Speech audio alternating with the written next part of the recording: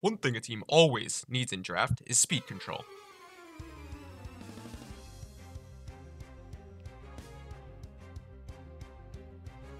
Now, speed control does not just mean high speeds, but rather Pokemon that have the ability to revenge or force out top breakers and set up threats. With every generation introducing a larger power creep, the ability to defensively check top mons becomes increasingly limited, so offensively checking them is the best alternative.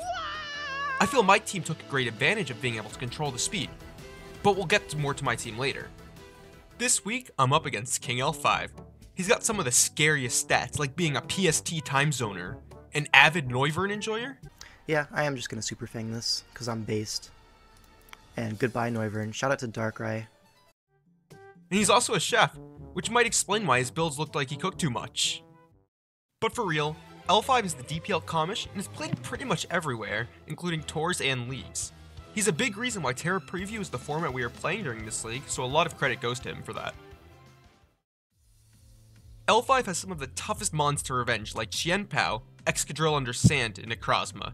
Qianpao's priority, Excadrill Sandrush, and Necrozma's ability plus natural bulk makes these mons near impossible to revenge if they get set up. Because of this, I need to plan my build around mons that could revenge these mons while also not being too passive.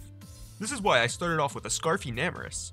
With L5's only fairy resist being Excadrill, Moonblast is incredibly spammable here, and with Terra Fairy, I can lose my flying typing so I can guarantee take any of Qianpao's priority moves like Sucker Punch and Ice Shard, while also applying lots of offensive pressure in the progress because of his limited fairy swaps. Max Speed Timid may seem a bit overkill, but from L5's week 1, I know he likes to aggro creep his Sandrush Drill and Shell Smash Cloyster. If he gets too greedy expecting Modest Enamorous, which otherwise would fit the speed tier, Enamorous will be able to revenge both of these threats, and even if they have double speed.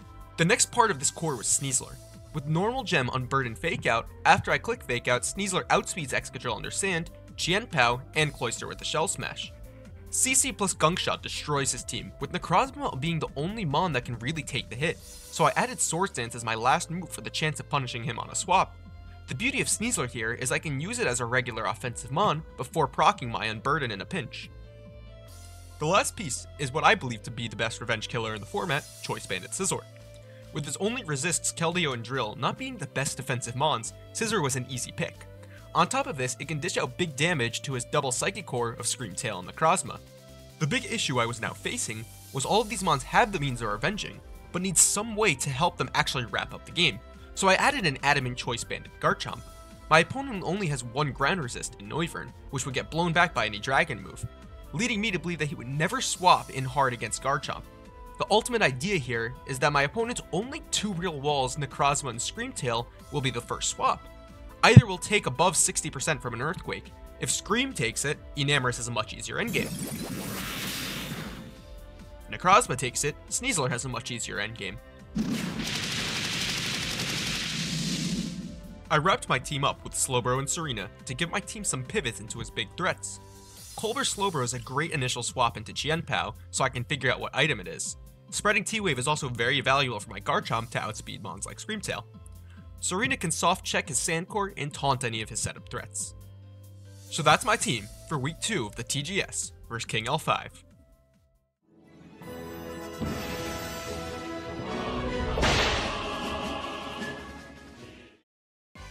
The battle starts, and I know for a fact my lead is Garchomp because it matches up good into 5 out of 6 of his Pokemon, as long as he doesn't lead with the Qianpao. I make a quick pivot into my Slowbro, and Crash Damage reveals its Choice Bandit. And now on just turn 2, I'm ready to shift the momentum. That's Bandit, he's gonna swap here. I'm gonna double back to Garchomp, because he's gonna go into Necrozma or Screamtail. Bandit's actually not bad for me. So I'm gonna make a double into my Necrozma. Yeah, or my Garchomp. Oh, good for me. L5 makes an interesting decision to stay in, and his T-Tar drops to an EQ as Qianpao comes back in. I almost stayed in expecting him to crunch, but I figured the risk of losing Garchomp was not worth it, so I went back to Slowbro. However, this next play is even trickier. I'm gonna go Slowbro. He makes the play and goes for crunch, so good play on his part. I think my play was just to go Enamorous here though, because it basically just means I get to get more damage. Because even if I'm in range of Shard, I don't think Enamorous is my cleaner at this point. Well, it could be. I still feel like Sneasler's the better cleaner. Yeah. I'm gonna go Enamorous. My Enamorous takes a lot of damage from Crunch, however I effectively force the Qianpao out and get a big hit off on the Excadrill. Because Excadrill revealed Terra Ground at preview, I know Tsareena can take any hit at +2 here, so I'm able to remove the drill from the game. Necrozma comes out, so I swap into Chomp to force the damage I need for Sneasler, but he instead swaps into Screamtail, so I opt to sack Tsareena just in case he baton passed into the Necro so I could taunt it. So at this point, I'm in the driver's seat, but it's all about not throwing the endgame. So I'm just gonna let this endgame play out for you guys. The biggest issue he could have right here is Necrozma setting up, so I'm actually gonna go into my Tsareena right here as he knocks me out with Gleam. Because I should be able to go Enamorous right here, because he doesn't have a light screen up. Yeah.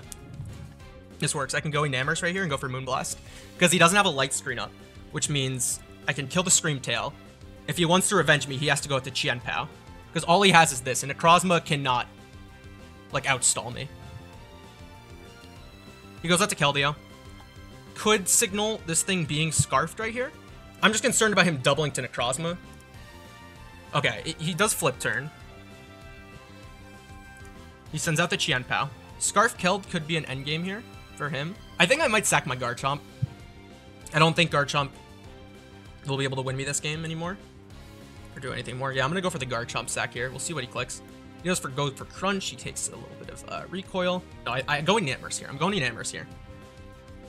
Question is, do I Moonblast? I can miss the explosion. I'm just going to Moonblast. Because I'm keeping the Sneasler. Because here's the thing about the Sneasler, right? Okay. He sacks it off. Out comes the Necrozma. So I'm not too concerned about this thing Dragon Dancing, right? Because, yeah, I'm not too concerned about this thing Dragon Dancing here. As he just goes for Photon Geyser. I think what I can do is just go out to my Sneasler here. Because I can Fake Out first. He's Rocky Helmet. I just need to hit this Gunk Shot here.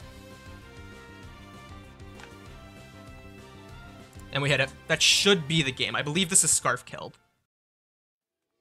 Keldeo is L5's last-ditch chance for better differential. But with Slowbro around, I easily stall it out a bit and win the match. I would like to make a note here at the end that after the match, we figured out that my Garchomp had only a 25% chance to kill T-Tar with Earthquake, which definitely had serious implications on the endgame. However, rolls will be rolls, and it was still a really good match on both sides. So, yeah, that was my Week 2 of the TGS. After L5 and I exchanged some very nice post-game thoughts with one another, I began to prepare for what was next. I'll catch you guys next week for the third week of the TGS Draft League.